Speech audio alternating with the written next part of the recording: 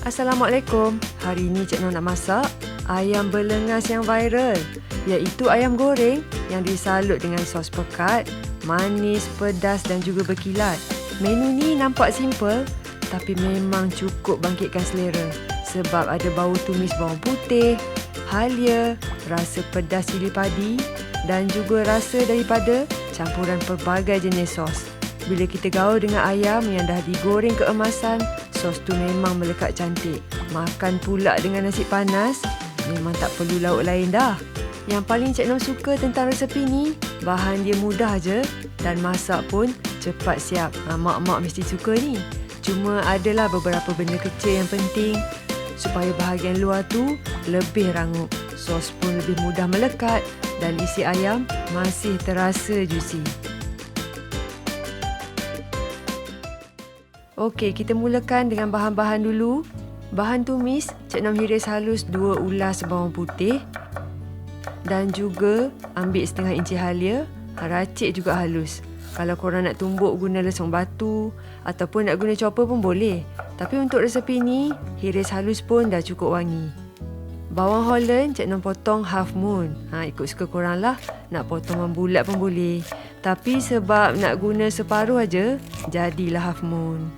Carrot, kupas kulit. Lepas tu korang potong sederhana nipis sebab kita nak cepat lembut.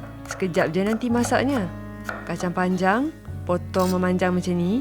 Cik Nom letak sayur dalam ni sebab senang kan, satu hidangan tu tak payah masak sayur lain lagi dah. Cili padi, belah 2. Cik Nom tambah juga lada solok ni. Korang guna je lah cili mana yang korang suka. Ni kes nak habiskan cili dalam fridge lah. Taburan akhir, potong daun bawang memanjang dalam 1 inci macam ni. Okey, sekarang kita prep ayam. Potong kepada bahagian yang kecil supaya cepat masak, mudah nak goreng garing. Ayam belengas ni dia memang feel tau kalau kita makan potongan ayam yang kecil-kecil. Tergeh-geh nak potong pun. Dah tukar pisau besar, takut pula nak hempas kuat-kuat. Baik suruh kedai potongkan aja senang. Perap dengan 1 sudu kecil garam, 1 sudu kecil serbuk kunyit dan juga 1 sudu besar tepung jagung. Ni yang nak bagi salutan luar tu rangup, dalam dia moist. Tambah juga 1 sudu kecil serbuk pati ayam ataupun cukup rasa. Gaul sampai semua bahagian ayam tu bersalut. Lepas tu kita perap selama 15 ke 20 minit. Kalau nak cepat, goreng terus pun sedap. Panaskan minyak dalam kuali. Kalau korang guna kuali apa-apa pun selain non-stick lah. Kena panaskan minyak tu betul-betul sebelum masuk ayam.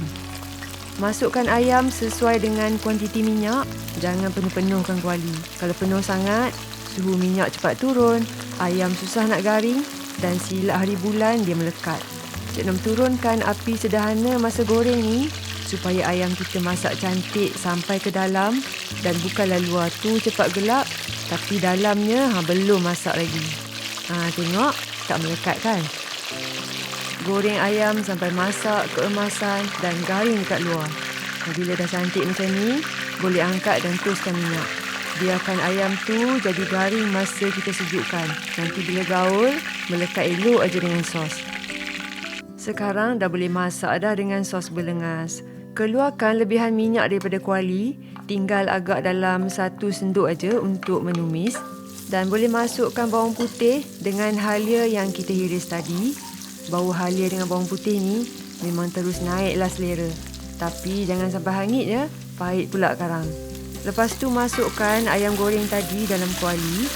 Gaul sekejap supaya ayam tu kena dengan aroma tumisan.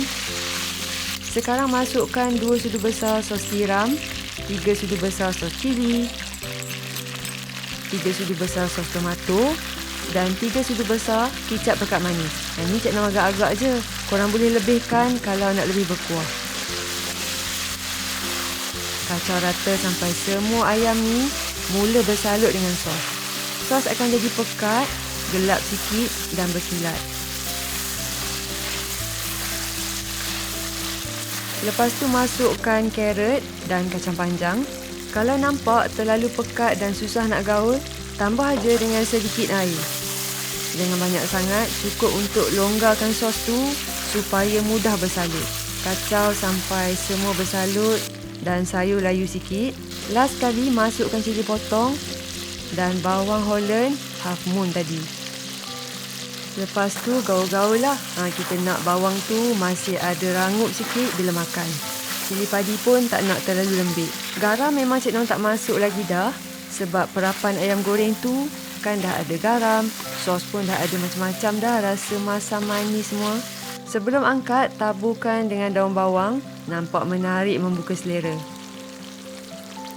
Lepas tu, tutup api dan boleh hidang. Okey, macam biasa kita recap tips penting. Yang pertama, ayam potong kecil supaya lebih feel lah makan dan sesuai untuk masakan ni. Kedua, perap ayam dengan tepung jagung supaya bila goreng tu kat luar garing, kat dalamnya moist dan sos tu melekat cantik. Yang ketiga, pastikan minyak cukup panas, goreng api sederhana dan jangan penuhkan kuali masa goreng ayam. Keempat, goreng ayam sampai keemasan dan garing, kemudian toastkan sebelum gaul dengan sos. Kelima, masukkan air sikit saja supaya sos tu kekal pekat dan juga berkilat. Lepas tu saya pula masak sekejap je sampai lembut. Tengok, sosnya cukup berkilat dan bersalur elok. Ayam pun masih nampak garing dekat luar.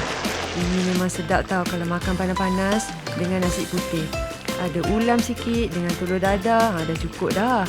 Memang betul sedap dan korang yang belum try tu, kena buat. Sebab itulah dia viral. Mak-mak yang butuh nak masak, menu ni memang sesuai untuk anda. Okey, sekian dari Cik Nom. Selamat mencuba dan jumpa lagi. Bye!